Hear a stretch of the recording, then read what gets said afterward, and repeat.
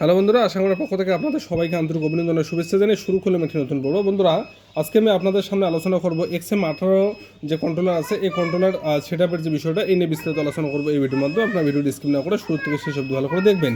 তো আপনারা দেখতে পাচ্ছেন আমরা যে হ্যাজারটা ইউজ করছি, এখানে এখন 80 ডিগ্রি আমরা হ্যাশ করতে দেবো। তো এখানকার কন্ট্রোলার আমাদের 37.7 ডিগ্রি সেলসিয়াস করা আছে, কিন্তু হিউমিডিটিটা 40 করা আছে। 40 করার মেন কারণ ছিল যেটা, যে আমাদের হিউমিডিটির যে সেন্সরটা থাকে সেই সেন্সরটা খারাপ হয়ে যাওয়ার কারণে আমরা এটা কমাই দিয়েছিলাম, তারপরে কন্টিনিউ চলছিল। এখন আমরা হ্যাশিং করার জন্য আমরা কিন্তু হিউমিডিটিটা মোটামুটি 80 করে দেবো। তো 80 করার জন্য আমরা প্রথমে সেট বাটনে প্রেস করব। তো সেট বাটনে প্রেস করলে আপনারা দেখতে পাচ্ছেন যে এখানে আমরা কিন্তু চাইলে টেম্পারেচারটা কন্ট্রোল করতে পারি, প্লাস মাইনাস করতে পারি। এবার ওকে প্রেস করলে আমাদের হিউমিডিটি চলে আসবে। এবার হিউমিডিটি এই যে 40 থেকে আপে গিয়ে আমরা মোটামুটি 70-তে আমরা মোটামুটি হিউমিডিটিটা 80-তে করে দিলাম। তো এটা হলো আমাদের হিউমিডিটি এবং সেন্সারের সিস্টেম।